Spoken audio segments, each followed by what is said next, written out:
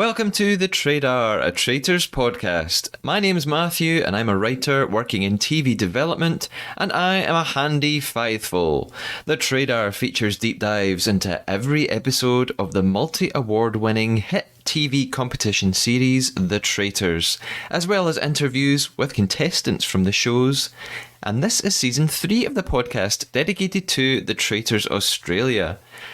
Well, it's been a long time coming, especially for those of you in Australia who watched the season way back in October 2022, but I've finally, after a summer holiday away, reached the finale, the episode 12 deep dive for the Traitors Australia. Probably, for me, the best episode of this entire franchise that exists. Before we get there, it's been a little while since we've had some TT news, so let's catch up on the most recent Traitors updates.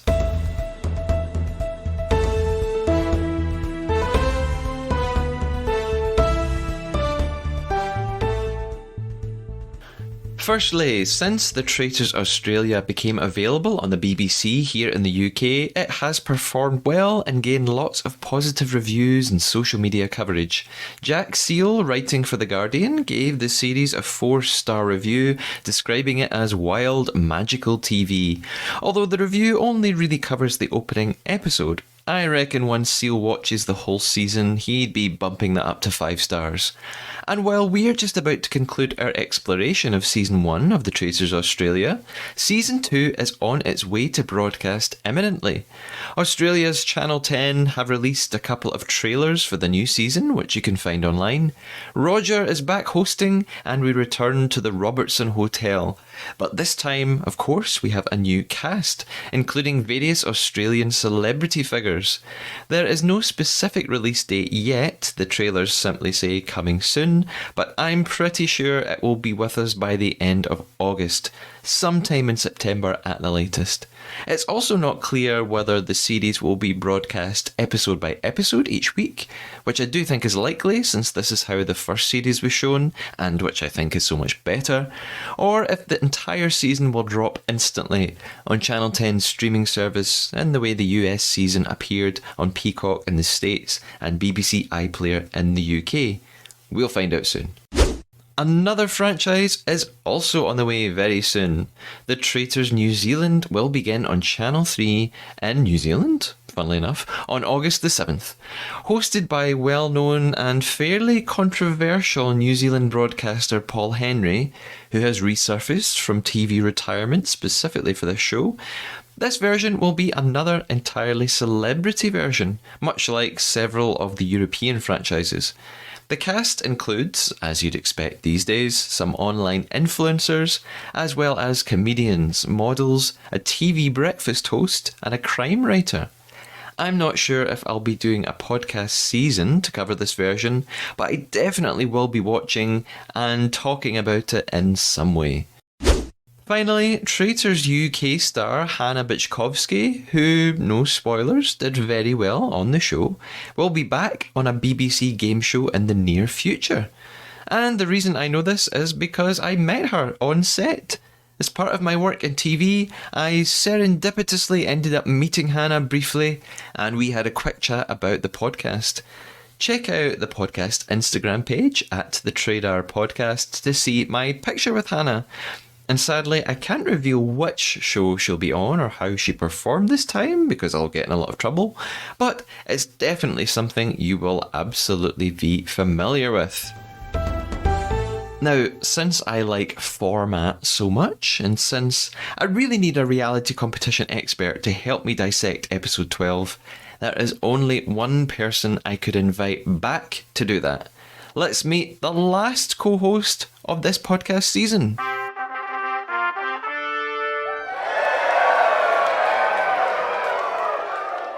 My guest, of course, is David Bloomberg. David is a survivor and general reality TV expert, blogger and content creator, and is currently creating regular episodes of Why Blank Lost, all about season 44, I can't believe I'm saying that, of Survivor, which you can find on the Rob Has a Podcast network and through David's social media.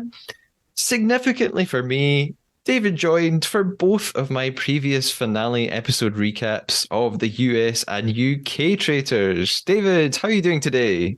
Good, good. How are you? I'm doing really well, thank you. Good.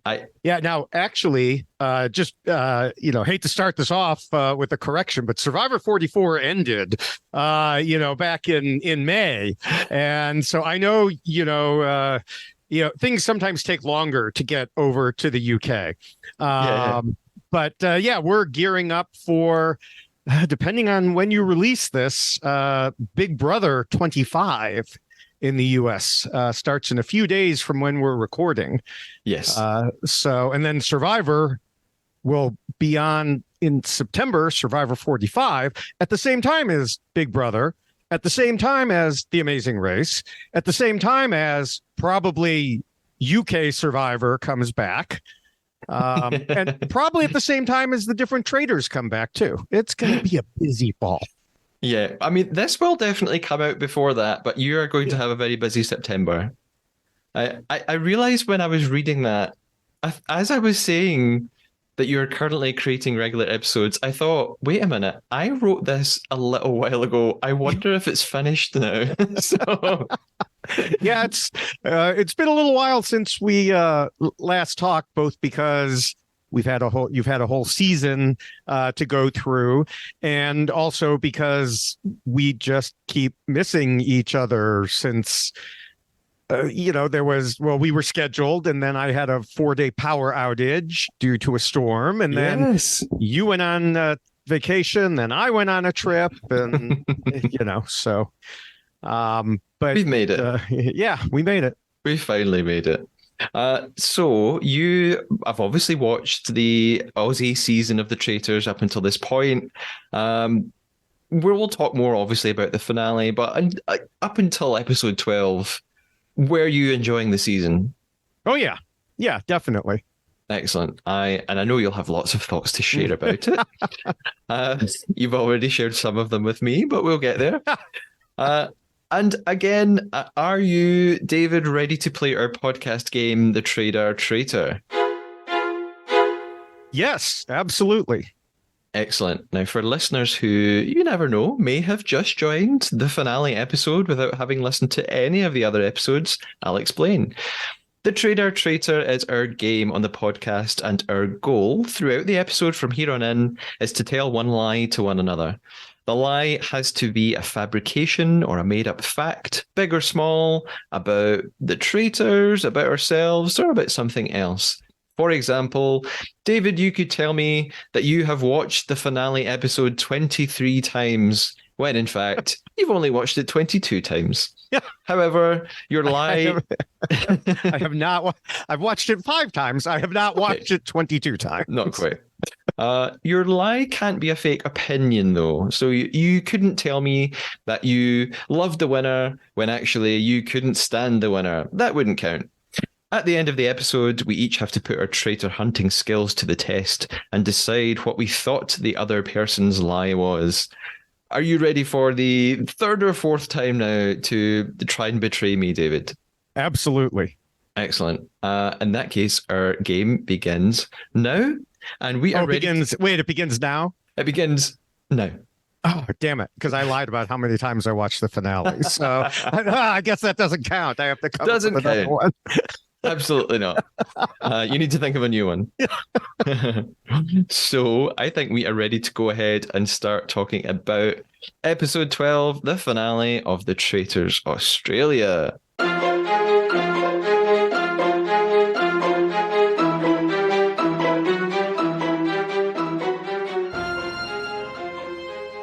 So we begin the episode with a bit of a greatest hits montage of the season. We get a little clip of Chloe, the clairvoyant from way back in the beginning, who wasn't with us for too long. They were reminded that there were a run of faithfuls who were banished early on in the season, followed by a pair of traitors successively. There was backstabbing and betrayal amongst the traitors themselves. We get a reminder about Alex's recruitment. And as soon as Alex was recruited, she turned on Marielle. And beyond that, Alex then recruited Kate as another traitor. And And to finish off our recap, Roger speaks to us. Roger tells us that this brings us to our end game: two traitors versus two faithfuls. So in this last episode, we have Kate, Alex, Craig, and Lewis. What do you think of our final four, David? I think it's a very interesting final four because you have two definite gamers and two definite non-gamers, and each of them are in the appropriate roles. Yes, I take it you mean the gamers are the traitors. Yes. Yes. Yeah. Because, yeah, Craig, not a gamer, not a, I mean, he is a faithful, true and true. Yes, yes. And Lewis, I think if someone had picked him as a traitor, he could have done it, but he is not the same type of devious as the two traitors are. I think so. Too nice a guy, probably, unfortunately. We have some nice sort of cinematic shots as well at the beginning of the episode. We've got a close-up of some chess pieces and a traitor's mask and what must be sort of drone shots of the empty corridors and the hotel and the beautiful landscape. And suddenly we're on a helicopter. Yeah. There's no breakfast. I mean, we were told in the last episode that there wasn't going to be a murder. So I guess a breakfast scene is unnecessary because the point of the breakfast scenes is that we wait to find out who doesn't arrive. So I guess that maybe is redundant. So we're in a helicopter straight away. We're right there. And we start to get this sort of character rundown one by one. It becomes clear we're going to delve into each one of the remaining players individually. And we start with Lewis. Lewis is, of course, portrayed as the lovable Sparky. He's very down to earth. He says he can't believe he's made it to this point. And he wants to spend the winnings on his parents. And as he says, buying a ring for the missus. We get a little reminder that he was one of the players who took part in the roulette gamble task, and he won the shield a couple of episodes back. Then we move on to Kate, and we get this sort of recap of who's Kate, what's her story, how did she get here. She says that she never would still be here if she hadn't been recruited. She talks about how she made some bad choices early in the game, like voting for Dirk and Cash, and of course they were faithful. And she says that there was a while where everybody turned on her and she's really just gotten through by the skin of her teeth. Although she did help get out two of the traitors in a row before being recruited herself. Do you agree? Kate says that she's only still here because she was recruited. And that was very recent. Is that a fair assessment? Do you think Kate would have been gone if she hadn't been recruited? I mean, it's hard to say because what does that mean exactly? Like, would they have murdered someone that night instead of recruiting? Would it have been her? I actually don't think so. And so, yeah, I mean, it's a hard thing to say, but it's a hard thing to evaluate, but an easy thing for her to say. Yeah. I think the night that she was recruited, she was also on death row. So she was one of three people along with Paul and Craig who could have been murdered. Mm-hmm. So I think she probably, if recruitment hadn't been an option for Alex, Kate may well have been murdered. But yes, we'll never know. We'll never know. Right. There's a sort of strange structuring of the episode, I noticed, because, we get this little segment about Luce, and then we get this segment about Kate. And it feels like we're going to move right on to the next two, but actually we don't. We then cut to the challenge. And when I was rewatching this, I thought, oh, where's the Alex section and where's the Craig's? And we have to kind of wait a while for those. So we don't work through the four remaining players very quickly. So this final silver challenge is an abseiling task. They have to abseil in pairs down a waterfall in a race against the clock, and it's an all or nothing challenge. I wonder, how much. Well, what are your thoughts on the challenge? I was sorry. I was going to say it's an all or nothing challenge that if they win, coincidentally puts the money up to exactly what the maximum is. Yeah. Yeah. I noticed, I made a note about that later, like, how strange that they end up winning the exact amount of money that was available. Yeah. It feels like there weren't really any stakes there at all. And as I've said many times before, I don't really believe the timer on this show. I think they could have taken 5 hours to do the abseil, and when they reached the top, Roger would have said, "Oh, you did it with 2 seconds to go." Yeah. But I wonder how much time this actually must have taken, because they have to put on all the equipment, but they must have to kind of train them a bit, because they Oh, do yeah. go down alone. So they must have had to spend a bit of time with, safety people. Here's how it all works. Here's what to do. Here's how you use the ropes. Like this must have been a long day of shooting, I guess. So it looks on camera as if we're at the waterfall. Get down there. Get back up. This probably was a really long, slow process. Yeah, if you just stuck me into one of those, contraptions, all the equipment and everything, and said, go down, I'd be like, how? Yeah. What? Yeah. So Kate and Craig are paired up. I sort of wonder who decides this. I assume it's so that the two traitors don't go down together. But then There's no I don't reason know. for them I don't- not to. Yeah, I don't know if that would matter. We've had moments and challenges before when traitors have been paired up for like Nigel and Mhm. Marielle had a task on the railroad where they got time together. So I don't know. Maybe it's completely random. Maybe there's nothing behind it. I just like to analyze everything. I like to question everything.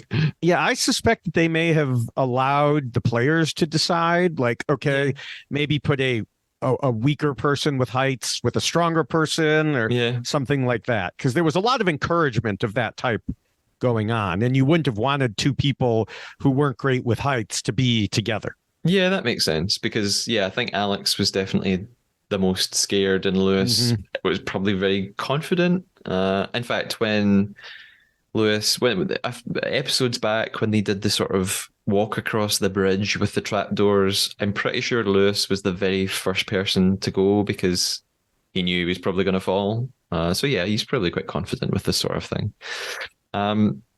So at this point, we then get Craig's little solo segment. He talks about his motivation for winning. He says his motivation is really his wife and his daughter. He says that he's played the game from the heart with authenticity and integrity. And I can imagine you sort of rolling your eyes a little bit at that. Me?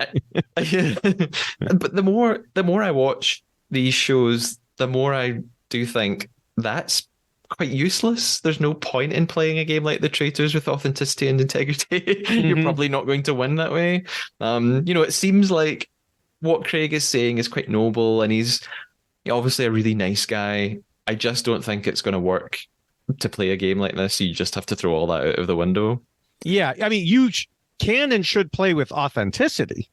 It's the integrity part, as it's usually defined, that's the problem. I don't know if we're spoiling other season outcomes here, but the winner of the US version played with authenticity.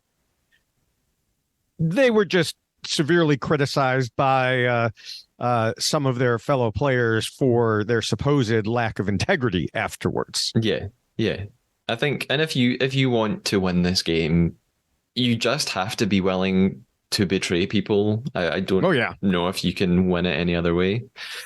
In fact, you can't. Surely you can't. No, I mean, that's something, that's a debate that's been going on in reality TV since, time immemorial, going all the way back to Survivor season 1, which I recently rewatched since we last talked for another podcast that I did. Even back then there were people like, oh, we shouldn't have alliances, and we should just vote out whoever, we don't like, and things like that. But of course, the person who won was the most notorious schemer. And that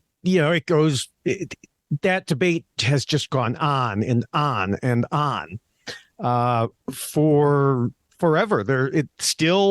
It doesn't happen so much in Survivor now because there are so many fans playing, but you'll still occasionally get someone who's like, oh, I don't want to lie. It's like, what are you doing playing this game? Yeah. And I mean, the thing is, actually, Craig hasn't been a terrible player because he did he takes part in the banishments, and he voted out Angus and Marielle and his friend Nigel. So he did turn on people when he had to. So he's not completely terrible. And Right. Yeah, he did. He said, I need to separate head from heart. So he recognized that. And he did it when it came to Nigel.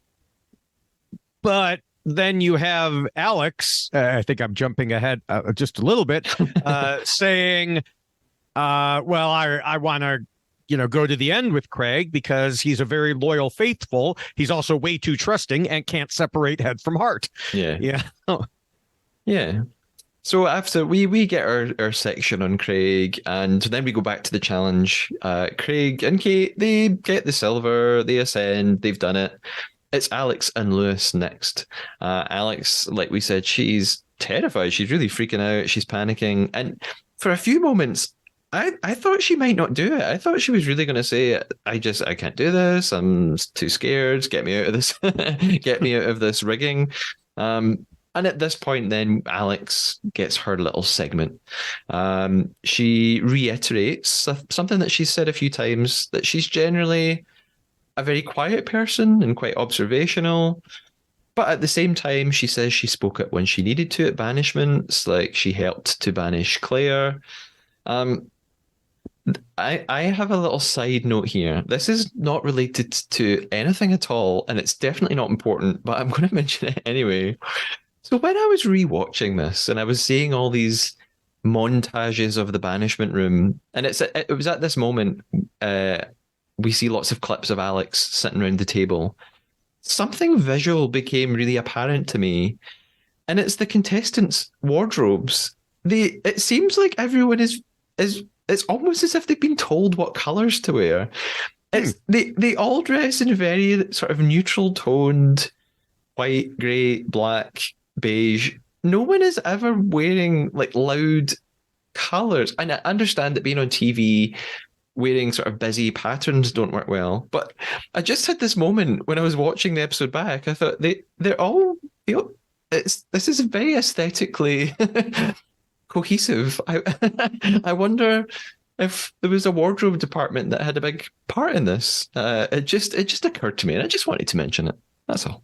That's interesting because they could have been told ahead of time. Like on Survivor, players generally know what tribe they're going to be on ahead of time because they're told, send us purple clothing, send us yellow clothing. And then the wardrobe department picks out what you're actually going to wear. Okay. And so they could have been told, like, okay, send us neutrals. Or they could have, part of me wants to say that they could have said, no, I don't want to stand out in any way. Therefore, I'm going to bring, kind of toned down neutral colors. But then I don't think it would have been everybody because, some of the players this season were not toned down neutral players. Yeah. I did ask one of the contestants about this. I just can't remember who it was. I think it might have been Alex. And the response was they were told to bring formal clothes for banishment room. I can't believe I spent 5 minutes talking about the color of the clothes that they're wearing, but it just caught my attention. I just wanted to talk about it. Yeah. Anyway, back to Alex.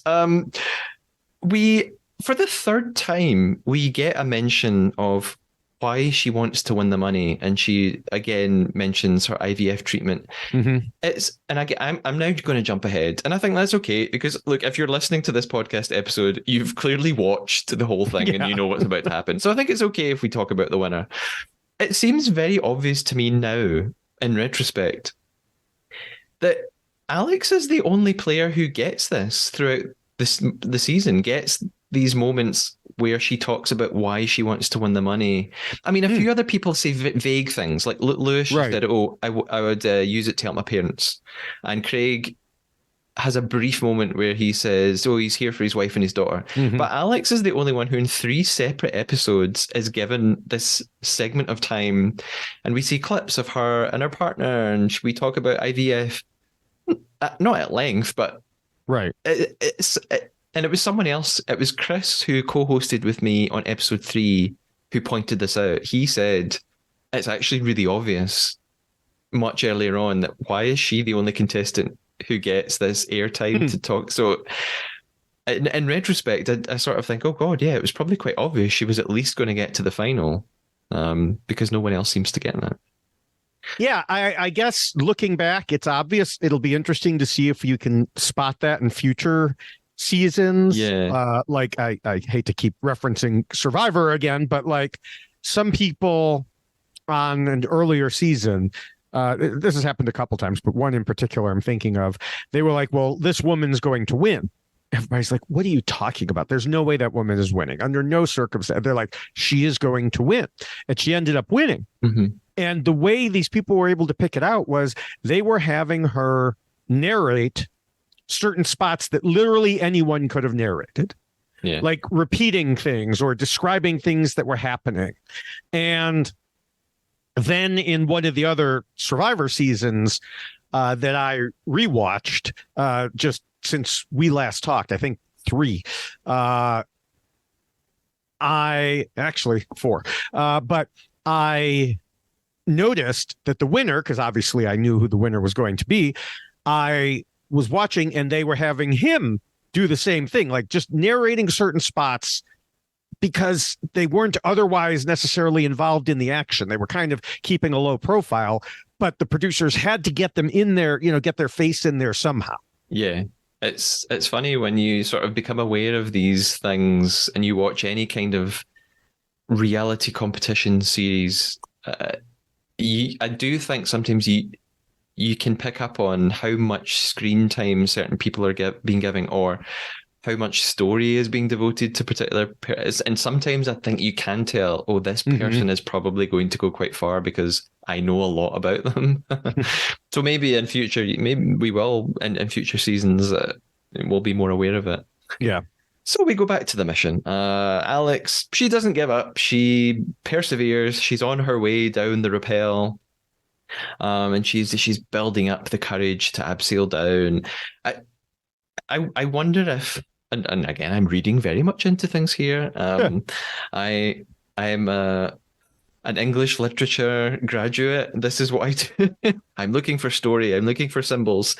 I wonder if the way that she builds up the courage to abseil down the waterfall is kind of supposed to reflect her narrative throughout the show, that she's a very quiet character. She's almost a wallflower, but she's risen to the challenge and she's become a traitor and she's about to achieve something amazing. Like I kind of thought, oh, her going down the waterfall is a little symbol of that, a sort of metaphor for that, perhaps. Maybe I'm just going too far. So they complete the mission. Of course they do. They earn $40,000, and like you said, it magically makes the the total prize fund $250,000. Hey, how convenient! It annoys me a little bit because I kind of think they were probably just going to do that all along. What was the point of all those missions? They were probably just going to make it up at the end. Yeah, it was the same thing we said about the US version, yes. Where at the very end they're like, oh, and there's this bonus sack of money that you can pick up. I prefer for this the way the British version did it, and also the way it's done on like The Mole. Yeah. Which I'm talking about the old seasons, not so much the most recent Netflix version, but the old seasons, it was like they would always say for a potential prize pool of $500,000, but then they never made it to that $500,000 because the mole was always screwing things up for them, or they were screwing it up for themselves. Yeah, I prefer it that way too. It feels like there's a real sense of jeopardy, right? If they can genuinely not win all the money. At the end of the challenge, Roger, they're celebrating, they're having a good time, but Roger quickly reminds them not to be distracted by the warm and fuzzies. He says, now it's every man for himself, and reminds them of the basic premise of the show, that even if one traitor gets through, they'll take all of the money. However, I'm saying he reminds them of the basic premise of the show. Something that I talked about on a previous episode, and something that came up when I was speaking to Kate, and the interview that I did with Kate will be available online right now as well. Kate sort of said something in conversation with me that implied actually they didn't know how the game worked until the end.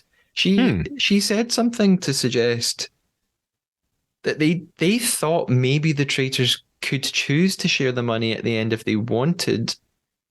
There's something very strange going on, and it was Rob who I did episode 11 with me who brought this Hmm. up. He also had the idea. He had the impression somehow that the players didn't actually know how the game worked. That sounds really strange, but I, I mean, I would hope that they would understand beforehand. It's possible it was explained to them, and some of them just didn't quite get it. Um, yeah, I don't know. I mean, I I feel like it was explained very well at the outset of the US and UK versions. Um, Plus, I know that some of the people on one or both of those had seen the other country versions and therefore knew. Um, but I don't know. It's hard for me to say for the Australian version because I knew coming in, so I just kind of presumed they knew coming yeah, in too.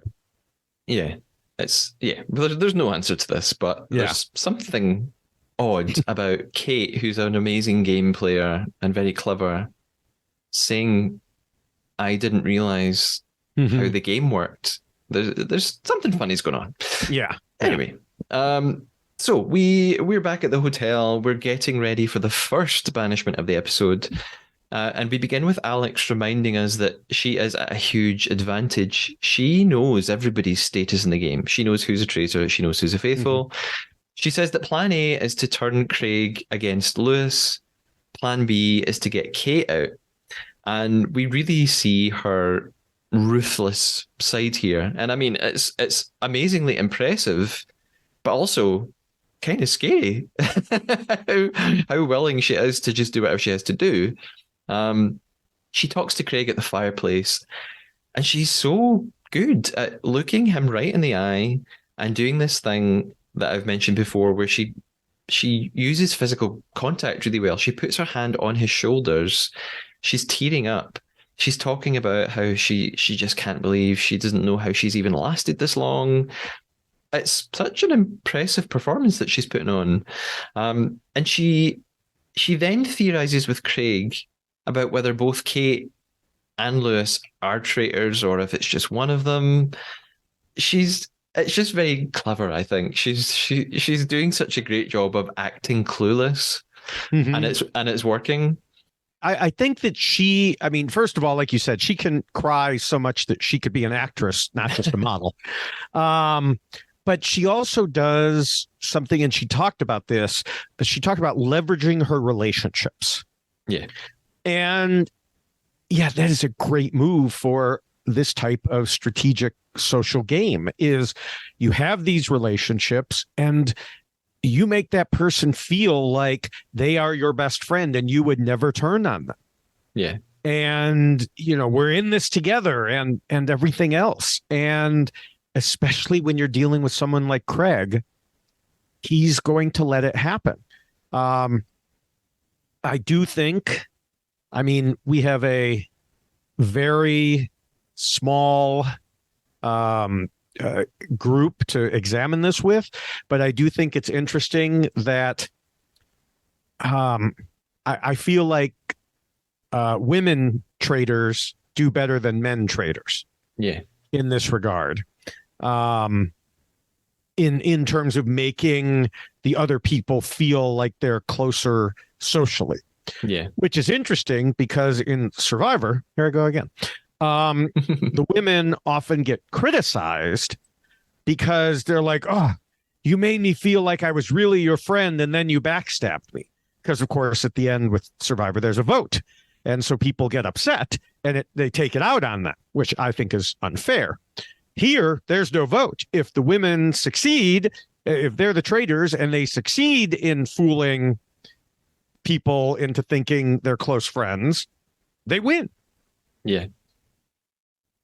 Um, and it's you sort of alluded to this earlier that I think we see the same thing in the US Traitors as we reach the final of that. The same kind of thing is going on there. No spoilers, kind of. um, Next, we have a really interesting moment. We see Kate and Lewis talking, and Lewis does this thing that I haven't seen anyone doing. He actually brings up Alex as a suspect. And he says, well, she's never actually stated that she's a faithful, although we just saw her do this a minute ago with Craig. And Kate agrees and goes along with it and says, yeah, Alex just sits really quietly and watches everyone. And for a moment, when I watched this the first time, I wonder, is Lewis finally onto Alex? Is someone going to rumble her? I mean, it ultimately doesn't lead anywhere, but it's interesting that he does broach it a little bit.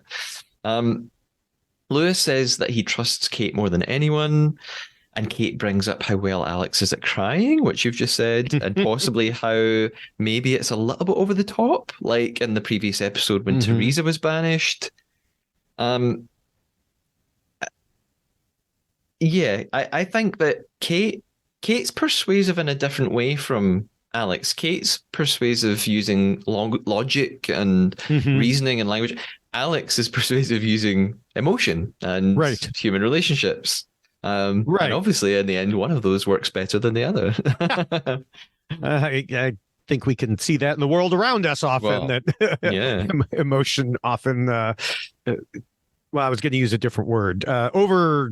Overtakes logic. But another thing, and I forgot to mention this about Alex and Craig, and I think it was in this conversation.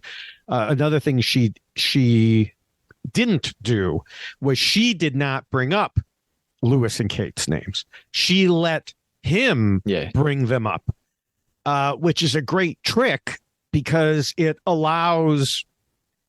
Well, it makes him feel like it was his idea, not her pushing him to do it. Yeah. Which is another good way to get on board. But then what Lewis says about, she's never said that she's a faithful. I've heard that in mafia games more times than I can remember. Someone will say, well, you didn't say that you were a civilian, therefore, something in your head must be triggering to that you're. And I think in general, it's BS. I mean, it's like, but it's become so ingrained that in most mafia games, people will come on and the first thing they'll say is, I am a civilian. I am not mafia. It's like, okay, now that's meaningless because everybody's saying it. And I think the same is true here. Everybody's going to say they're faithful. Yeah, of course. Yeah. Yeah, it means nothing. And I've said this before as well, that I think people on the show, you can be criticized for anything. You can, if you say you're a faithful, you're criticized because the others say, well, if you're a faithful, you don't need to say you're a faithful. And then if they don't say it, they're also criticized. You've never said you're a faithful. So yeah, it's the he doth protest too much of it all. If you don't argue, well, then why weren't you defending yourself? If you do, you look at the way you defended yourself. It's like, well, yeah, you can't win.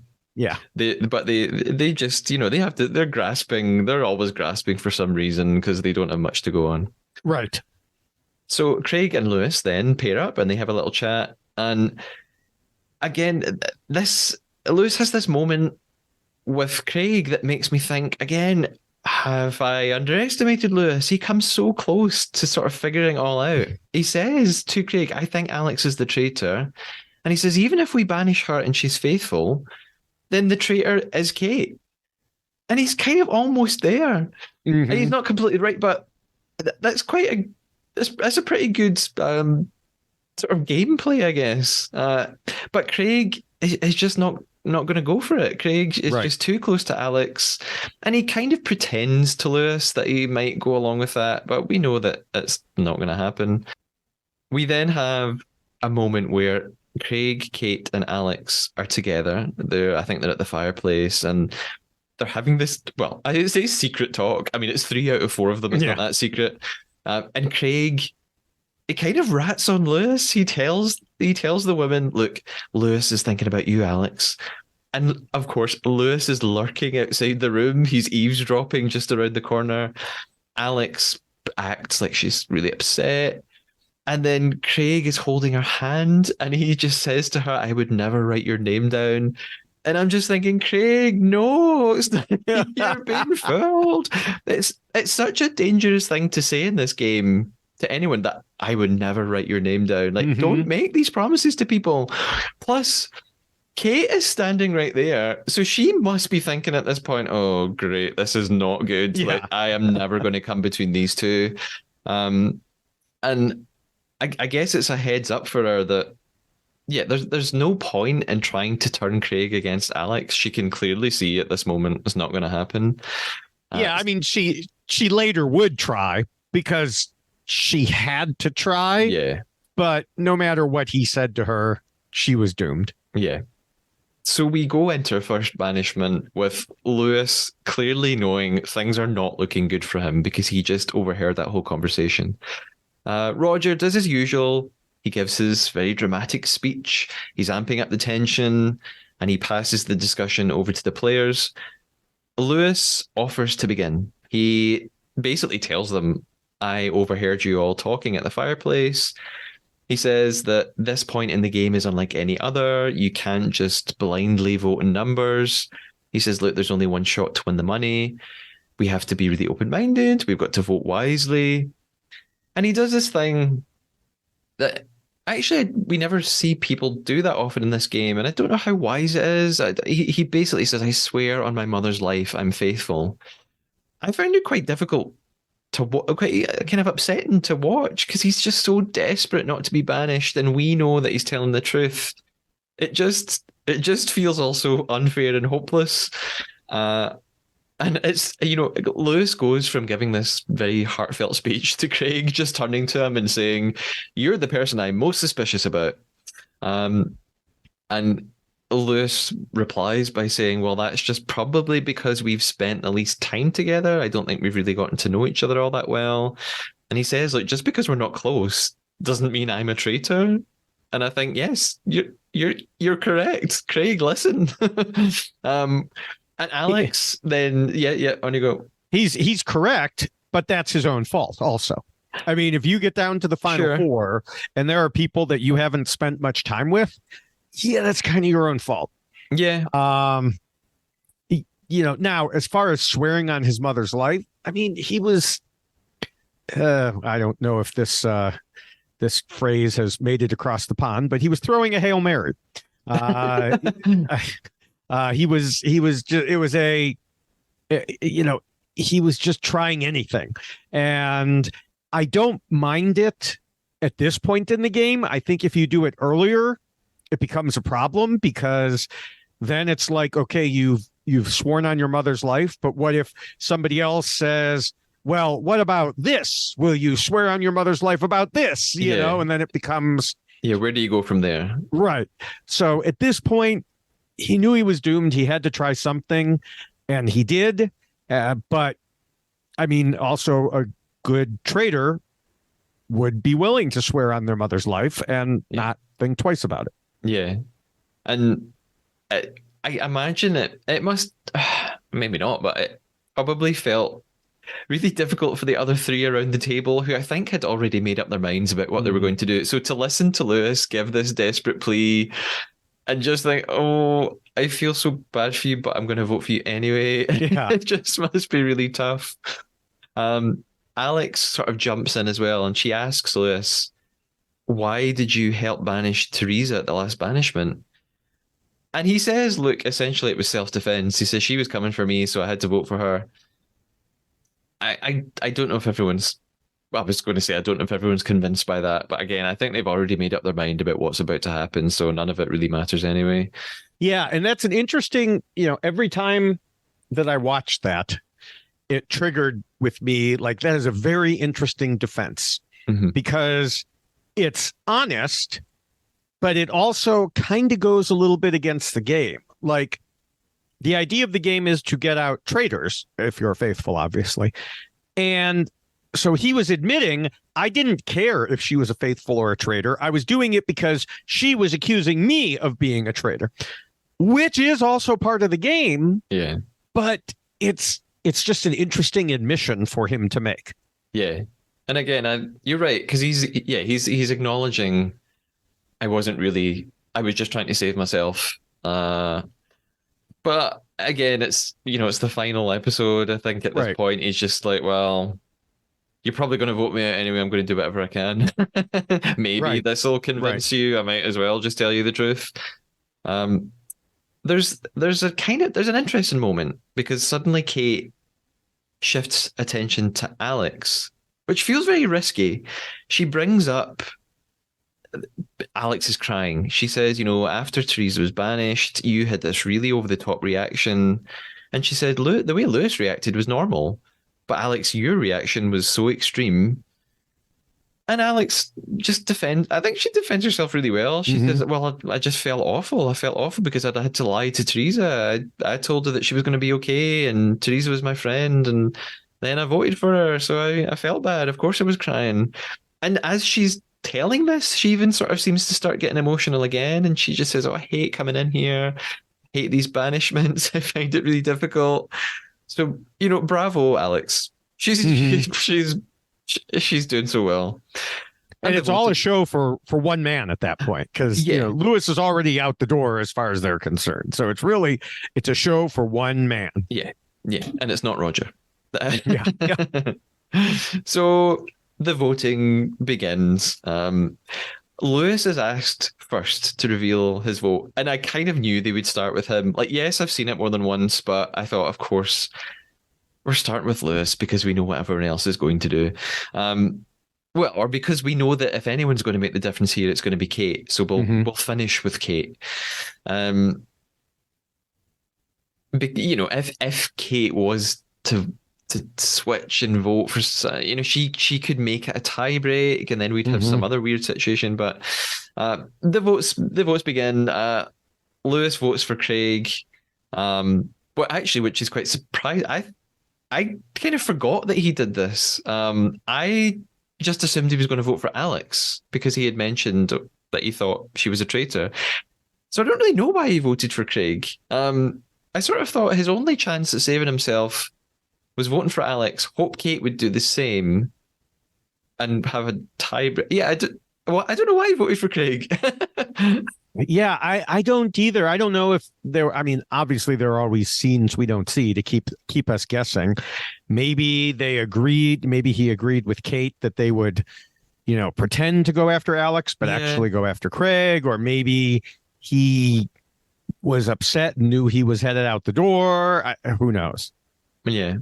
And I suppose also at this point I should bring up what would have happened. This is totally hypothetical and we don't know the answer. What would have happened at this point if there was a tiebreak? Because, if two people vote for Alex, two people vote for Lewis, what did they do? There are an even number of people left. They can't. What they did when this happened one time before in the season, they made everybody vote again, and you could only vote for one of the two people in the tiebreak. I just don't know how that would work when there are only four people left. I wonder if they would just banish both of them, and that's the only way out. I mean, there are other ways. There's random draw, which is what they do on Survivor. I mean, now it's fire making, but at earlier points, it's random draw. If you cannot break the tie, okay, here's a bag of rocks. Here, one of the rocks is colored differently than all the rest. Whoever picks it is gone. Yeah. And usually they heighten the stakes. On Survivor, they heighten the stakes by saying the two people who were the targets are not eligible. They're the only people who are safe. I'm guessing they would have done some sort of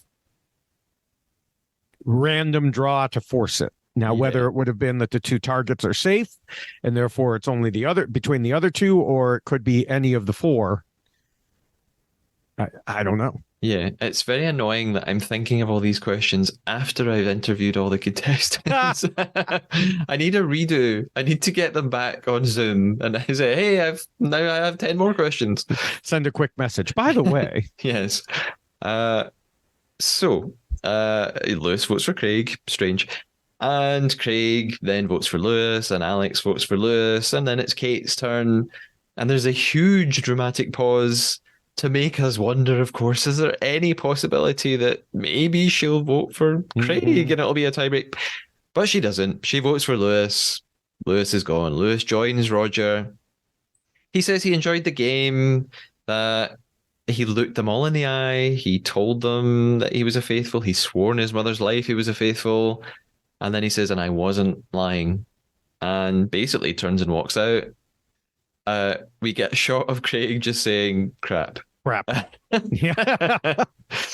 And, Which that summed it all up right there. Him saying crap because he was screwed at that moment. He could not win. well, yeah. Well, we know that. We know that. I don't know if he knew that or not, but there was literally, he had lost the game at that moment. Yeah. Whether he knew it or not. Now, it's interesting because that made me realize there is no way for an individual faithful to win the whole prize pot. Yeah. They could either lose or split, because if there were, let's say that somehow Alex and Kate had gone and it was Lewis and Craig. Okay, well, you're still at a 2 and there's no way to get rid of one person. Yeah. And so, okay, you're splitting the money.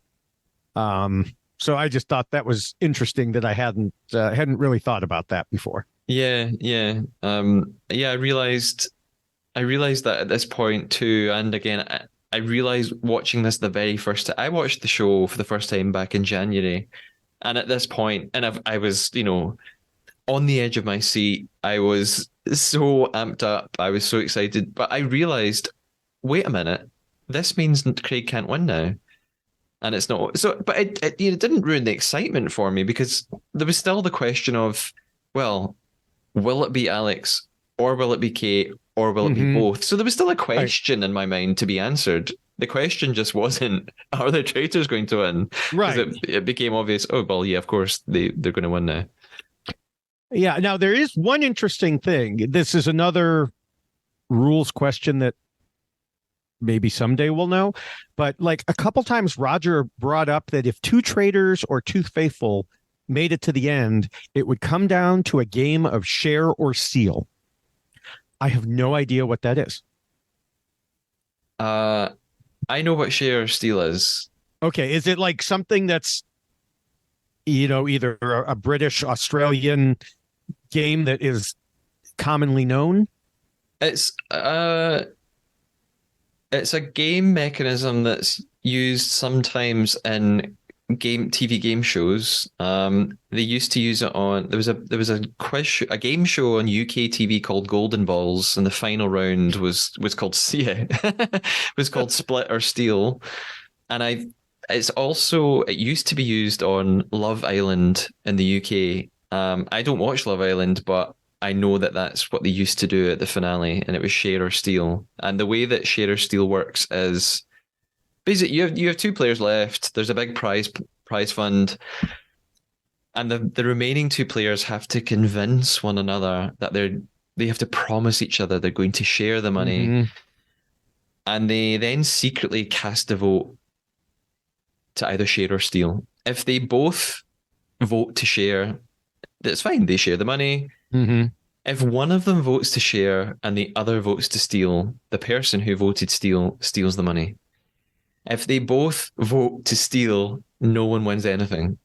So it's a real gamble. It's do you trust the other person? Yeah, enough? It's a prisoner's dilemma, I think is and they've had things like that on Survivor also for in the season 40 and up. They've had situations where they've had similar things. Okay, there's an advantage. There are 2 of you here. You're going to secretly, either choose to risk your vote at a future tribal council or not risk your vote. And same thing, if you both risk your vote, then you both lose your vote and nobody gets the advantage. And same thing. Okay, so that makes sense. So I guess there is a way that a single faithful could end up with the entire prize pot, but it would require two people like Craig and Lewis playing with their heartfelt emotions the whole way and then turning on one another. Yeah, which is very unlikely. Yeah. Yeah. So after Lewis is gone and Craig is full of regret, he says that that could have just changed the whole game. And we think, well, yes, Craig, it has changed the whole game. There are lots of pensive shots of the three final players dotted around the hotel. Kate realizes that if she can just convince Alex to vote out Craig, then they can share the money. And she's right. But you would be putting, it's like what we were just talking about, you'd be putting a hell of a lot of trust into the other person sticking to the plan. Kind of like back in episode 9 with the blind signing of Marielle, where Teresa and Kate and Alex agreed beforehand, look, we made this secret plan, we're all going to vote for Marielle at the last minute without discussing it. And then in the banishment room, they're all just looking at each other thinking, are you still going to do it? I'm just trusting that you're going to do it. So Kate and Alex would have to do the same thing here. They'd have to, just trust one another that they, no matter what they say, they are then going to write down Craig's name. And it's a huge gamble that I think even Kate doesn't really believe is going to work. And we see Kate and Alex talk about it. They're promising one another, like, we'll convince Craig we're going for one another, and then we'll go for him. It's really exciting to watch this complete trust exercise, even though it's easy for me to say now, even though I know Alex isn't going to do it. But I think the first time I watched it, I was on tenterhooks. I really was so excited. I just had no idea what was coming. Craig and Kate then talk, and it's kind of excruciating to watch, actually, because they talk about taking each other to the end. Maybe Alex is playing them both. Kate reiterates, Alex is always so calm and collected. It's not normal. She's behaving the way that Nigel and Marielle always behaved. She must be a traitor. And we've just reached this point where no one can trust anyone. I mean, the viewer, even as a viewer, we don't know who is going to do what, who's actually going to do what they say they're going to do going into this final banishment. So even though we know a traitor is going to win and that Craig can't win, I think there's still excitement to see how will it play out. What is Kate going to do, and what is Alex going to, especially what is Alex going to do? Is there any chance she's going to turn on Craig and maybe she'll stick with Kate? We don't know. Yeah, I like you, it's hard to remember back to the first time that I watched it. I do feel like I always thought she had, Craig in her pocket, so she wasn't going to. I liked how she brought up and said, well, obviously we're going to have to tell Craig that we're voting for the other one, because that immediately right there takes care of it. If like Kate overhears her saying, oh yeah, we're voting it. Well, yeah, I told you I was going to tell you that. Obviously I'm bluffing him and not you. Yeah. And again, for what I think is the fourth time in the show, there's another reminder. We have an interview with Alex, and she reminds us again, she's completely focused on winning the money for her and her girlfriend. So we kind of know she's not going to give up now. She's not going to relent, and she'll do whatever she can to win. So again, in retrospect, maybe there were clues being given to us that she's the one who's going to do it. She's so good at this. She asks Craig, are you and Kate playing a game against me? And of course, Craig's just like, no, of course not, Alex. And she says, I'm not sure about either of you.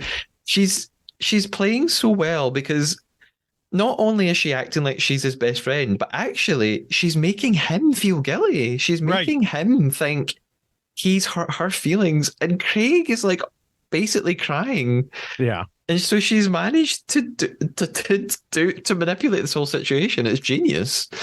I mean, it's ruthless, but it's genius. Yeah. Yeah. Uh, and she says that the best plan is to get him to vote Kate because Kate will then obviously reveal herself as a traitor, and Craig will think that they've done it. They won. They've got the traitor Hmm. out. Hooray! And she's right. Yeah. I mean, is this a better plan than just blindsiding Craig with Kate? You know, is she playing the smartest game here? I think so. I mean, like we've talked about, she has Craig. She has complete control of Craig. And so if she sees it's going that way, yeah, go for all the money. Now, from Kate's perspective, I think that even though she probably thought there was like a 5% chance of Alex being honest about wanting to split the money, that she should have voted out Craig or voted against Craig because that 5% is better than nothing. Yeah, And, nothing was what she was going to get otherwise. So, yeah, because there was no yeah, way Craig was going to vote for Alex. right. Yeah, So I think that, I mean, it didn't matter in the end who she voted for, yeah, but yeah, Alex just really did an amazing job of controlling Craig here. yeah, absolutely. And from Alex's perspective, she's got two players left. She's got Kate. She's got Craig. She's just thinking, well, which one of them do I know the best? Which one of them can I predict the best? And she could probably predict Craig's behavior the best. She thinks, well, I don't really know what Kate's going to do, but I know what Craig's going to do, so I'm going to just go with that. So we reach the end game then, and Roger explains how it works. He says that they will decide if they want to immediately end the game or vote again, and they have to write down either the word share or vote. I'm slightly disappointed there's no fire pit of truth in this Yeah. edition with the magical flames, because that was fun. And all three of them choose vote, which is kind of obvious, I think, because they know there must still be a traitor. Because, well, there has to be a traitor because Paul was murdered by a traitor, and since then they haven't banished the traitor, so there must be at least one left.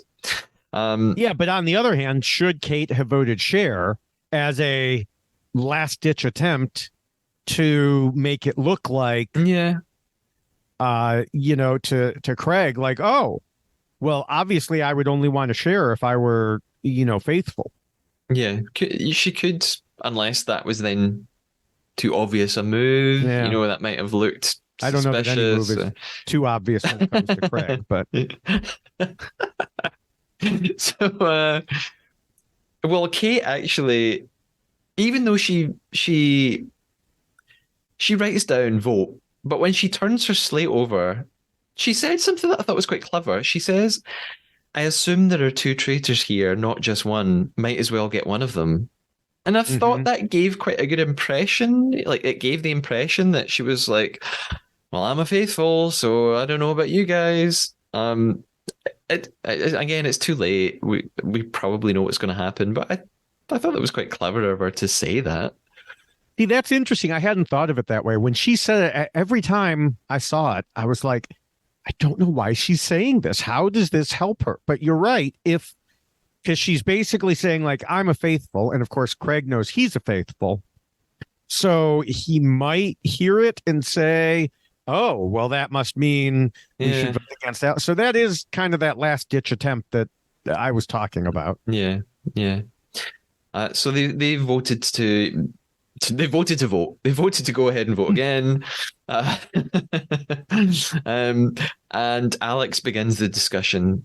She repeats what she said to Craig a little bit earlier, that she feels actually she can't really trust either of them. Kate repeats to Alex that she thinks she's always too calm in the banishment room. She's behaving like Nigel and Marielle. There's no suggestion that either of them are really suspicious of Craig with a good reason. And actually, there's very little discussion here. It doesn't go on for a very long time. We just cut straight to the next vote. Maybe they didn't have much to say. Maybe there wasn't really much to show us. Yeah. Craig seems to linger for a minute and just sort of watches the other two. And wait, I don't know if this is just clever editing, but they are writing names down, and he just sort of watches them as if he still hasn't made up his mind. Although I think he has. Mm-hmm. So they vote. Alex begins, and she votes for Kate.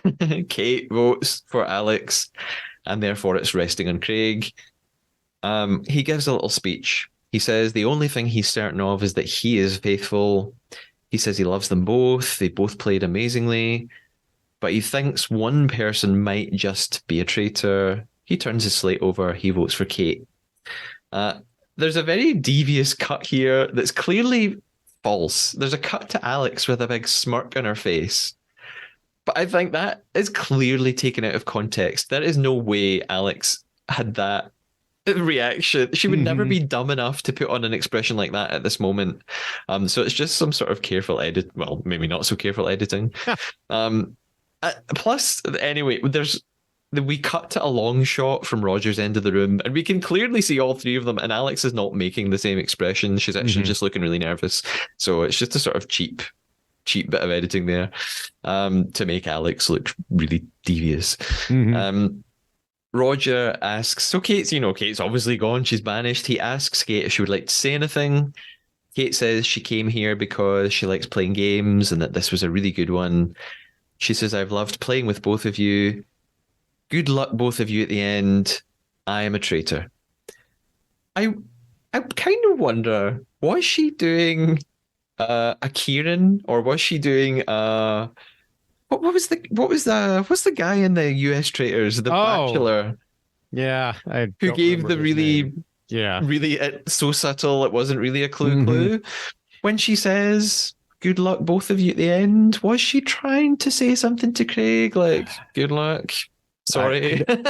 I don't know. It doesn't matter at that point. I mean, the other people, it still mattered. With this, it didn't matter. And good luck, both of you. First of all, meaningless sentiment. It's kind of like when you're playing poker. I'd be playing poker with a group, and someone would either get knocked out or just have to leave because it was late, and they'd get up and they'd be like, good luck, everybody. And it's like, everybody can't have good luck. Yeah. So when I would get up and leave, I'd say good luck to some of you. You know who you are. And then, Ari, who I'm thinking of. Yes, Ari. Yes. It's pointless because Craig and Alex are kind of too busy celebrating to really listen to what Kate's got to say. As far as Craig's concerned, they've done it. They got her. Kate was the traitor. We found her. Hooray. Yeah, he was so happy. He was, like you said, we did it. And we know he didn't do it. Yeah. And then he, moves on to declare himself faithful, and he was so happy about it. And I'm just like, oh dear. Yeah, we know what's coming. So yes, Roger asks them to reveal their true identities, and there's this incredibly intense music playing. It's like sort of gothic operatic choir. Craig says, I'm very proud to say I've been from the start and will leave this game as a proud faithful. And then we cut to Roger. Roger says, Alex, if you're a traitor, the $250,000 is yours. So, Alex, are you a faithful or are you a traitor? And it's just the most intense moment of the whole show. Alex just pauses and she turns to look at Craig and she sort of smiles apologetically. And we just have this amazing reaction shot of Craig smiling at her. And then we see the slow realization dawn on him. And he just says, oh no. Although even when he says that, I think he doesn't believe it. Until she actually says the words, and Alex says, I'm a traitor, Craig. And he is just silent. It's just this devastating moment. He is heartbroken. And he says quietly, that's the game. And that is the game. And he's right. Yeah. And I'm glad that Alex won. Like, I think it's fantastic for her. But it is just awful watching Craig. It's just, it's so uncomfortable. And Roger assures him that he played the game amazingly. He says, your family will be proud of you.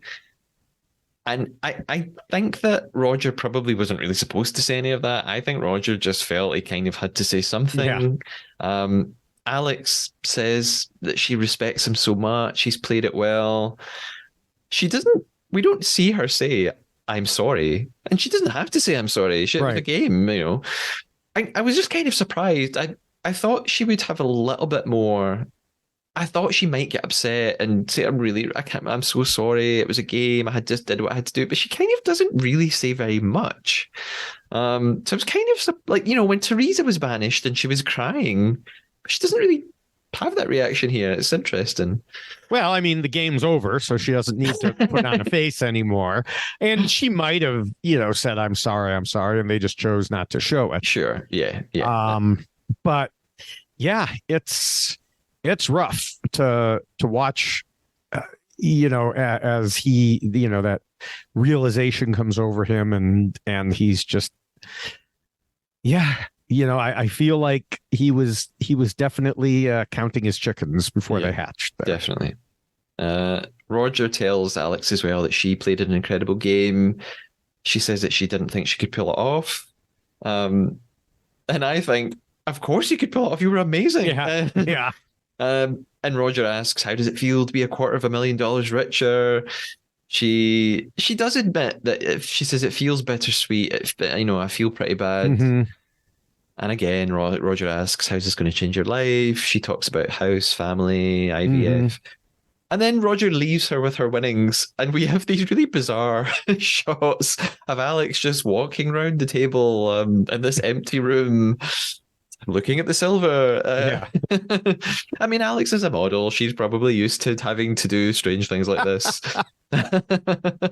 And we get some final shots of the empty hotel, and we have a voiceover from Roger bidding us farewell. He says he's certain will return to his grand manor. Until next time, adieu. And the Traitors Australia Season 1 is finished.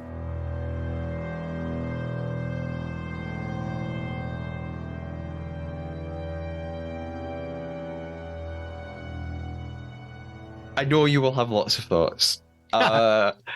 Overall, let's talk about Alex. What do you feel about Alex as a winner?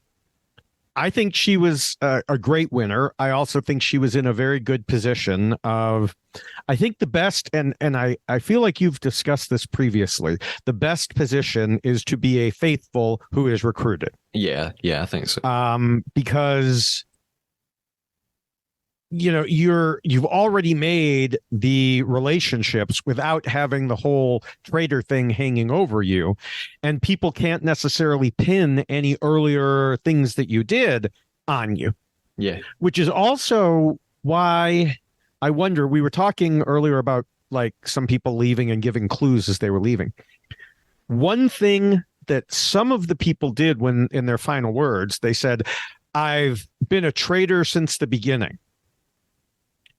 And that kind of gives away that the only people who are left are the recruits. Yeah, that's true. And it's kind of like, hey, watch for these changes. It's almost giving the faithful a little bit of advice. I don't know that any of them picked up on it. And we didn't see any indication that they had, but they should have. Yeah. If someone says, I've been a traitor since the beginning, that's different than I was a recruit. Yeah. And I'm kind of quite okay with that because because the faithful are so disadvantaged in this game. I think, you know what, if they can have any help at all, that's only fair, because the game is so weighed in the favor of the traitors. Are there, obviously you've watched the UK version, you've seen the US version, are there any elements of gameplay that you think were very different here, or just any elements of the show in general that you think were either better or worse than other versions? This season, the Australian season, had a much more strategic batch of players. Yeah. I think they, for the most part, not all of them, knew it was a game, knew they had to play, and they did it. Yeah. And yeah, Craig obviously upset, but I don't think if we had a reunion show similar to the one that the US had, that you would have had Craig railing against Alex, like, how could you do that to me? As we saw from certain people in the US version. So from that standpoint, like I said, I think Australian was the most strategic. I still like the US season the best because of the winner. I realize that's not necessarily an objective viewpoint. It is a subjective viewpoint. And I also think that the US version suffered from the half celebrity, half non symptom that, you and I had discussed. Like the fans were kind of following along like puppy dogs in some ways. Yeah. Now I think the US version is resolving that by getting rid of the fans entirely and only having the previous reality stars play. Yeah. And I think the Australian version now will have a mix. So they're moving towards what the US version was. Yeah, I was going to bring that up actually because season 2 of Traitors Australia is on its way very, very soon. There's still not a broadcast date, but there are a couple of trailers for it. So it's on its way in probably the next month, 2 months at most. Oh, good, because I need one more thing to watch during these. Exactly. Roger will be back, same location. Mm-hmm. It's a different production company, strangely. Really? Well, maybe not strangely. So it was Endemol Shine who made season 1. I can't remember the name of the company that's doing season 2, but I think it's a ratings thing because season 1 of the Traitors Australia was so poorly received. Not poorly received. It wasn't a big ratings hit at all, and I think Endemol just dropped it. I think only because this new company have seen how huge it was elsewhere that they've kind of taken on the mantle. And in fact, if you watch the trailer for the new season, they make it very clear. There's text on the screen saying the global phenomenon. So they're playing on the fact that it's done really well elsewhere. In fact, I work with an Australian who I was just talking to today, and she lives here in Scotland, but had relatives who had come to visit her from Australia, and they hadn't heard of it. They were like, "What's the Traitors?" They had no idea what it was, and the person I work with was telling them it's this huge show. It's a big hit over here, and they were just like, "We've never heard of this. We don't know what you're talking about." And from speaking to the contestants, they've given me that impression as well, that it just hasn't been a big deal over there at all. But so for season 2, like you said, this was the point.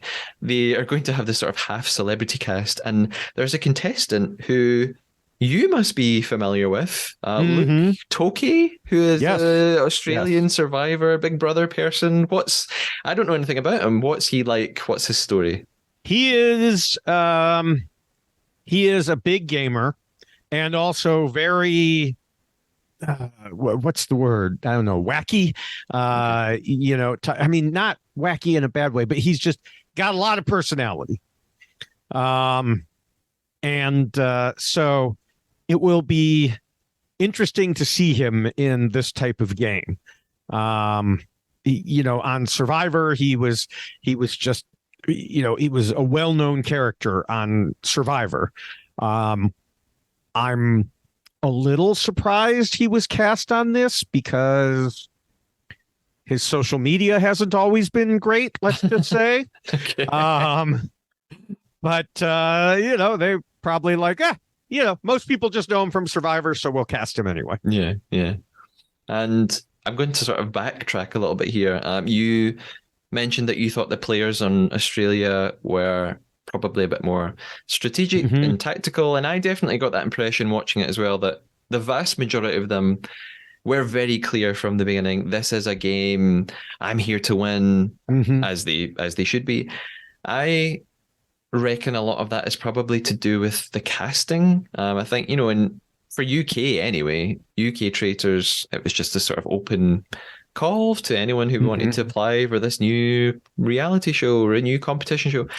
A lot of the Australian cast were approached directly because they either worked in law or they, like Matt, were a real estate agent, and people like Kate wasn't approached. Kate just applied, but because she was sort of a games player and a games fanatic, Right. I think they probably deliberately picked people who they knew would be really into the game and who would really relish it.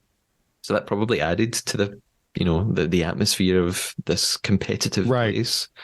Now, you tell me, you and I have, I think, discussed this briefly before. My understanding is that on UK reality TV, being super ultra strategic has been frowned upon by the general public. Like in UK Big Brother, if someone tries to get strategic, they get voted out by the public right away. That's my understanding. I have not watched all those shows. These are the things that I have heard. Kind of. That probably is true. Yeah, I think you could probably say that. I think one of the most famous examples of that in all of British reality TV, and I'm going way back here, and I'm going back 23 years, the very first season of Big Brother in the UK was this huge, massive hit, a really big, unexpected hit. I think people didn't realize how well the show was going to do. Ended up with millions and millions of viewers. And there was a character on the show called, I can't say a character, he was a real person. There was someone on the show called Nick. And Nick, he sort of broke some of the rules. They weren't allowed to have pen and paper, and Nick took in pen and paper somehow and was writing secret notes to the other players to ask them who they were going to vote out. And once the other players discovered it and it all came out into the open, this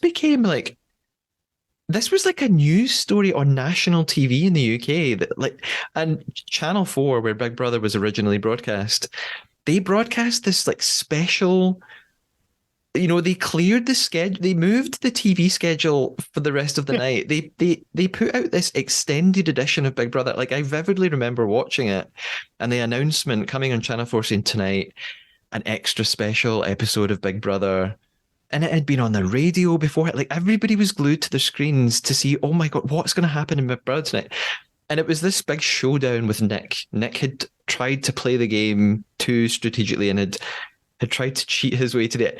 And he was removed from the show and evicted. And I think that's like lingered in the British public reality TV consciousness that you don't want. And Nick became this national villain. He was called Nasty Nick. People hated him. He was on the front cover of newspapers. So maybe it's like a hangover from that people who try and play these games very strategically, we just think, oh, that's terrible. They're like, it's like Nasty Nick all over again. So maybe it's from that. Yeah, it'll be interesting to see how UK Survivor plays this time around with that in mind. But US Big Brother then spawned off of UK and some other Big Brothers and tried running it the same way and was a flop. I mean, it was a flop because what happened was US viewers voted out all the interesting people. Yeah. And so that's why starting with season 2, the choice was removed from viewers. Yeah. And then since then, viewers have had some impact, like, oh, vote a special prize or vote for, a contestant to get, some bonus or something like that. But other than that, they were like, no, we cannot have it. It needs to be more like Survivor in a house than it does like UK Big Brother. Yeah. UK Big Brother does work very, very differently. It is a popularity contest. It's completely controlled by the public, and you are voting for the most likable person. Basically, you're voting for who's nice, who's funny, who do we all like, who would we want to be in a house with, and generally, the people who won were sort of nice, funny, easygoing people. Yeah, it's interesting. So just to wrap up, I'm going to give you, I listen to a podcast called Dead to Me, and it's a history podcast. And in every episode, they have a historian on who's an expert in a in a certain field. And at the end of the podcast, they're given a 2 minute thing called the nuance window, and the expert is given 2 minutes just to talk uninterrupted about something they feel very passionately about. I feel like I should hand over the nuance window to you to talk about a special contestant, and that A is special contestant. Yes.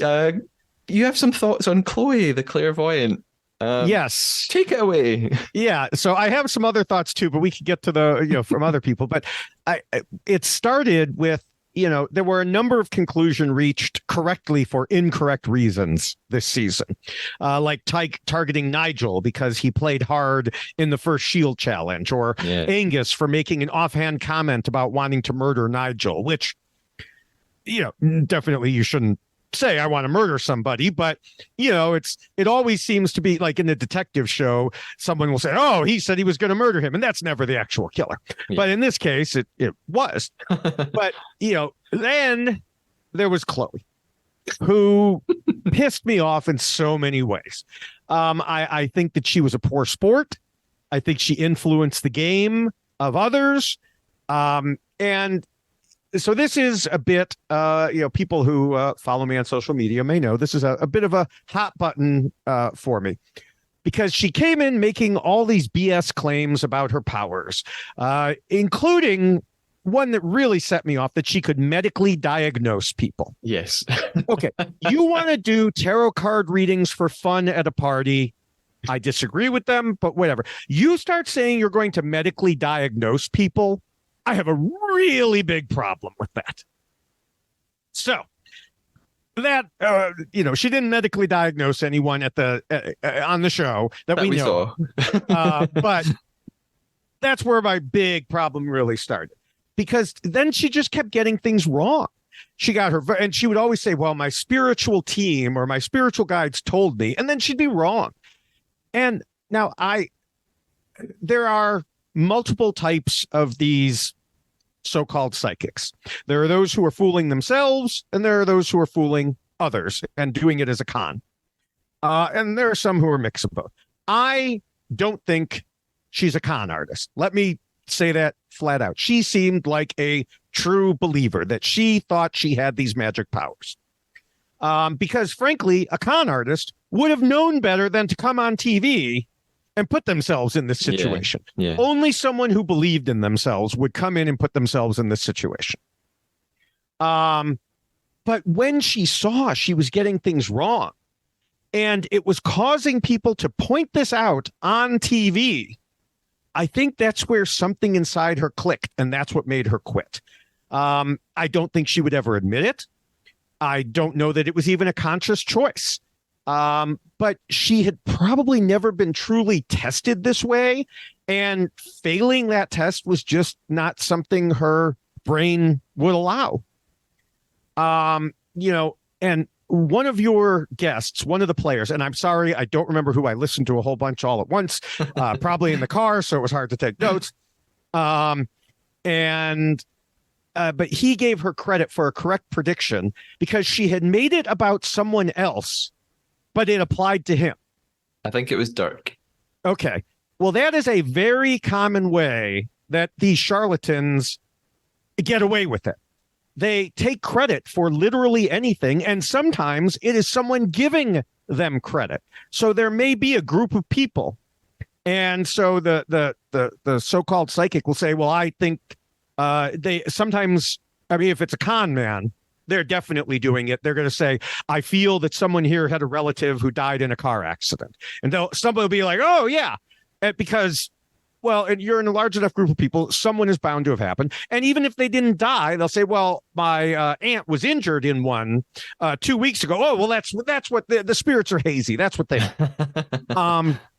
So it's even better when you have better for the so-called psychic, when someone is willingly doing it, like, I predict that you have this. Oh, no, he didn't, but I did. Well, you're just handing them the win that they didn't earn. And just so you know where I'm coming from here, and I said it's a hot button issue, I was on a TV talk show with some so-called psychics. This was a number of years ago. It was the Morton Downey Jr. show. which is probably before your time and most people's time. He had a very popular show in the U.S. until he was caught pretending to have been attacked by neo-Nazis who had scrawled or drawn a swastika on his forehead, but he had done it in the mirror and didn't realize he had done it backwards. Yeah, I know. And so then he got busted for making it up because of that. So he was trying to do a restart on a smaller scale. And he had some of these supposed psychics on and was calling in a friend of mine. And my friend said, hey, you should come up with this. So they flew me in for it. And, we had this thing. And it was like there was one well-known psychic who took credit for like solving this serial murder case. But in fact, I happened to have brought a book with a bunch of information that included her. And I was able to read from it and be like, no, actually, she didn't give any information. She gave, however many names it was, 42 names, and none of them were this name. And her big prediction was they took her outside the show to a cemetery in the winter and said, I knew that in this cemetery there would be someone named White buried here. Okay, White is a pretty damn common name. And the other thing is, even if there had somehow been no one named White, it was the winter in Chicago. There was snow on the ground. She would have taken credit for that and said, oh, the cemetery is covered in one. But these psychics were so good at what they did that I was in an unlocked bathroom changing room. Okay, it didn't have a lock on it. And I was changing clothes, so I'm half naked. And one of these women starts to walk in. It turns out she's one of the psychics. So she didn't even have the psychic ability to know that there was someone in the changing room. And by the way, one of these psychics was John and Jim Belushi's sister. This is, she had these two famous brothers, and this is how she was making her thing. And things got so heated at one point that when I started challenging one of them, that the more famous one, she got up and started waving her hand in my face and standing up. And so I stood up, and the security guard jumped up, and it was, it got exciting for a minute there, which is, of course, what they want. So this is why Chloe bothered you so much. Yes. And the fact that she was to go back to the game itself, she was ruining people's games because people were believing her. Yeah. And, she got lucky with a couple, but she also was wrong about others. Yeah. And, even days later, people are like, well, Chloe did say, it's like, oh, shut up about Chloe already. Yeah. And so to go in there and even the thing is, even if she hadn't said, I'm a psychic, and had said, I know these people are traitors, but I'm leaving now, that's still something I think is wrong and poor sportsmanship. Yeah. But especially the way she did it was really bad, in my opinion. Yeah. Okay. I have very little to offer now. You've said it all.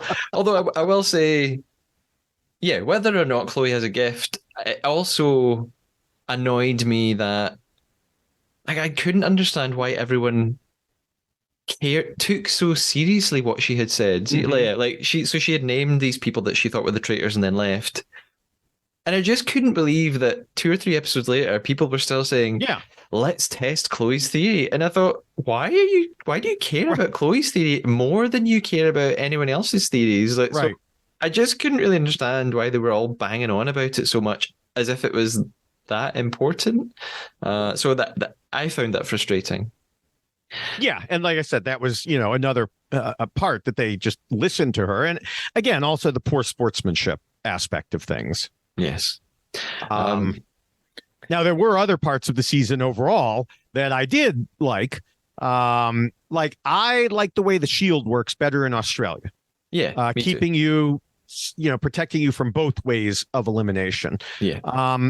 But I also understand why in the British and American versions they did it the other way, because it can be kept a secret and therefore it adds a different twist. Like it sort of protects a group. Yeah. I like it as well. I think I prefer this way, that Yeah. the shield carries a bit more weight and it does more. Again, I think the faithful need more help. Mm-hmm. So this is something that, although it could actually just end up helping a traitor, but Right. if a faithful gets it, it's pretty useful. Yeah, but especially with it helping in the vote, because it gives everybody reason. Although in the season people were, going on about, oh, I don't, they tried to get that too hard. So obviously they're a traitor, which didn't make any sense to me, because traitors and faithfuls would both want that protection.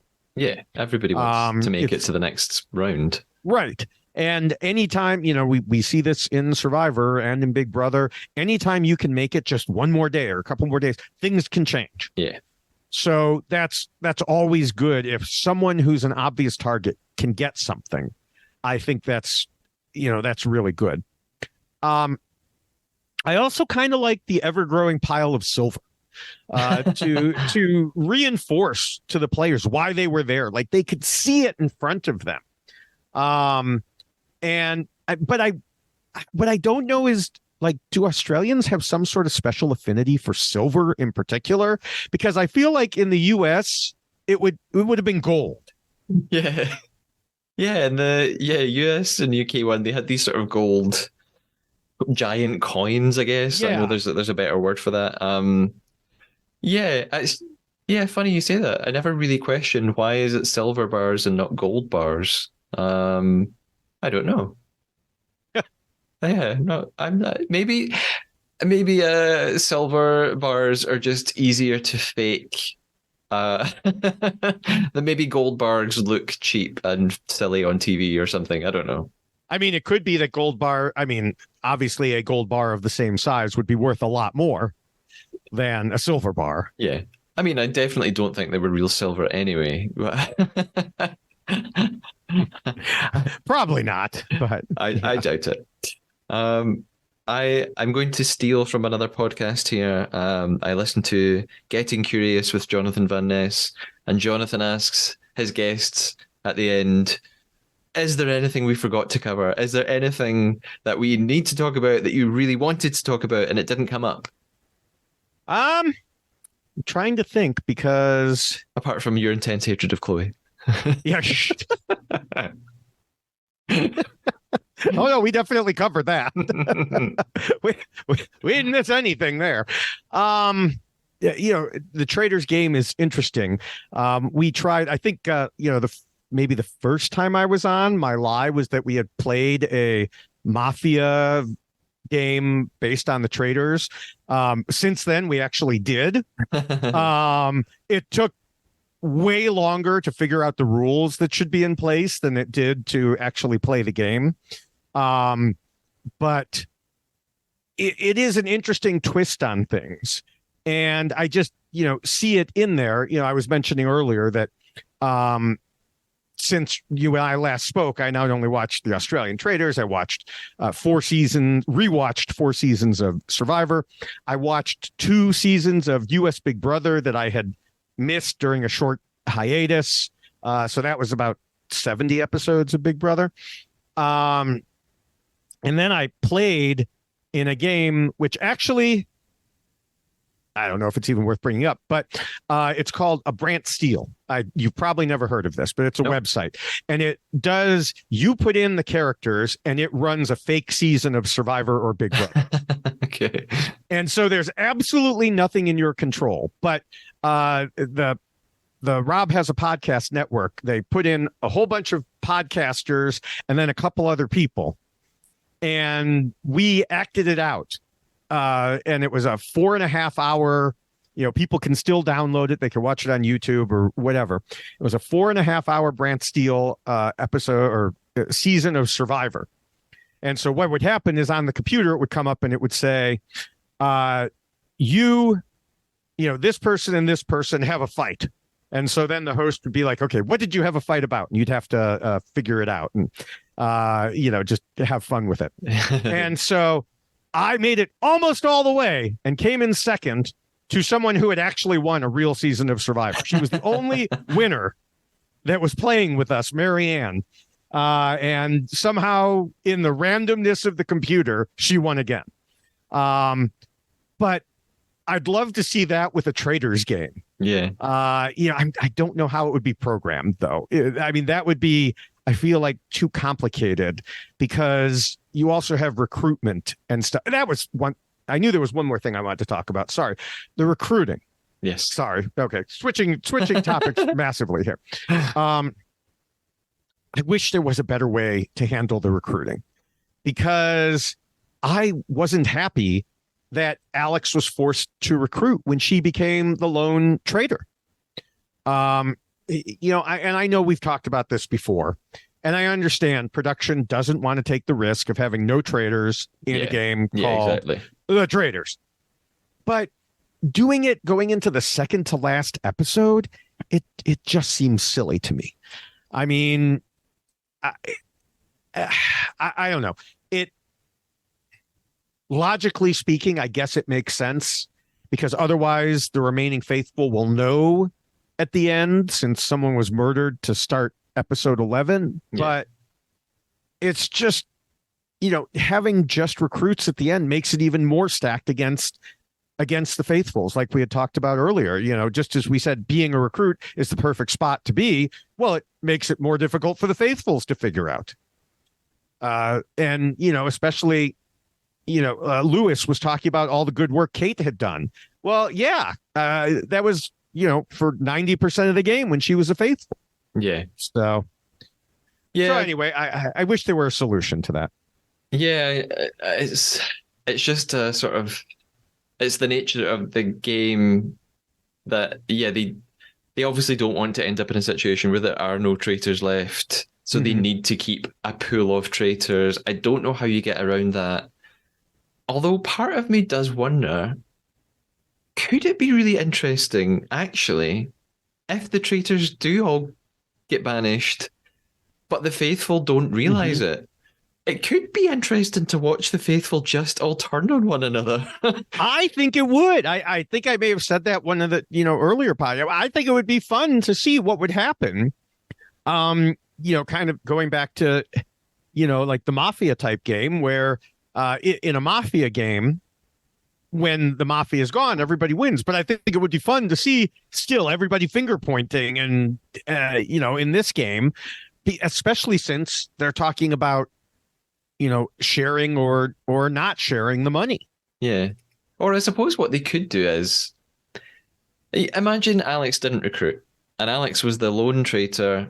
And actually, next episode, they all turn on her. She gets banished. There are no traitors. Like, maybe at that point, they just do another ceremony that they did in episode 1. Maybe they just get all they tell the faithful, congratulations, you found all the traitors. You're coming back into the banishment room. You're going to sit around the table. Roger is going to pick another traitor. And maybe Roger just picks one again, and then we sort of reset, maybe. I think if there were more people, because I think I might have actually mentioned something like that earlier, or maybe I said it on Twitter, who knows. But I think that, there should be someone, rather than recruiting, let them go. And then if they're all found out, then do like you said. I think if you let it get down to final 3, then just let those final 3 fight it out and determine whether they agree there's a traitor there or not. Yeah. Because that's kind of like what happens in the fire ceremony in the UK and US versions. It's like, okay, do we think that there is another traitor here? Interesting theories. Well, and as the Traitors goes on, there's at least going to be a season 2 for UK and US and Australia. I imagine it will go on beyond that. We'll see how what different iterations will the show take, what real changes will come into play, how will they deal with all of this. So we have all that ahead of us. And a couple versions in Canada, apparently. Yes, 2 Canadian versions. So I think we have reached almost the end. David, before we conduct our own banishment at long last, Where can we find you? Where should we check you out online? Well, the easiest place to look for me is on Linktree, which is Linktree/David Bloomberg with a dot before the EE because it's Linktree and they do strange things. That has everything. But another way to look at it is I am at David Bloomberg. No dots, no spaces, just at David Bloomberg on Twitter, Blue Sky, Mastodon, and Post. I am at David Bloomberg TV on TikTok, YouTube, Instagram, and now Threads because they ruined my whole plan of having one name for the message, the text-based social media, and one name for the video-based when they said, oh, on Threads, we're going to use your Instagram name. So yeah, I'm either at David Bloomberg or at David Bloomberg TV. Yes, that is exactly what I was going to ask you. Are you on Threads now? And I am. I mean, there was that big burst of lots of people showing up, and then it definitely trailed way off because they weren't quite ready for prime time. They didn't have a following tab. As we're talking, they're rolling it out now. I hope that will help. It will certainly help me. I'm personally tired of clicking on, I don't want to see this, I don't want to see this, and yet it still keeps coming up. But it'll be interesting to see what happens in the social media world. But in the meantime, I'm, posting my reality TV related videos on TikTok, YouTube, and Instagram. And there's probably a good way that I could have put together like all the Traitors ones into a list. I don't know how to do that though. So you just have to look for them. Sorry. You're going the opposite way of me. I have not joined Threads, and I'm thinking of just not using Twitter anymore. I just can't keep up with the social media that already exists. Never mind adding new ones. So I'm regressing. So, David, we have been playing the Trader. I think we've been playing the Trader Traitors. Yes. I certainly lied to you. Did you tell me a lie? Yes. Okay. I'm struggling. I have a few thoughts, but I don't feel confident about any of them. Do you have any idea about what I lied about? I have one, and it's because of a conversation you and I had previously that I'm either remembering accurately or misremembering. And so we will find out, because you said here that you watched the first or this season starting in January originally. But I thought you told me you couldn't get access to it until much more recently than that. And we're even asking how I had watched it. So I think that you did not, in fact, start watching way back in January. That is not my lie. No, that is the truth. I watched the Traitors Australia in January in Frankfurt. Weirdly. Yeah, which is how I remember it. I spent the first year. I spent the first week of 2023 in Frankfurt, and while I was there, I watched all of the Traitors Australia. Yeah, I don't know. Maybe I was talking about how I rewatched it or something like that. But I watched it a way back before I had watched the US one. I'll just have to rest on my laurels of being the first person to detect your lie first season of the podcast. I succeeded. Hurrah. I'll tell you what my lie was. My lie was that the second season of The Traitors Australia will be produced by a different production company. I made that up. I totally bought that. I thought it was strange, but then when you said that one dropped it, the other picked it up, I was like, it sounds like something that would happen at least in the UK. I know different things like that have occurred, but yep. There you go. What I said about ratings was true. It really just sort of disappeared without a trace. But the Endemol Shine are going to continue into season 2. Your lie, I really right. I'm just gonna have to take a big gamble. I think it's something to do with your story about going on the TV show with the psychics. And I think that probably did happen. I sort of believe that. But I wonder if maybe there was a detail within the story that you lied about. For example, that you were in a changing room and someone came in. I wonder maybe that part of it was false. Is that it? You should spend more time on Twitter because I literally because I thought he's going to think something in this story is made up and it was all true. But I literally just tweeted that part of that story to someone else yesterday.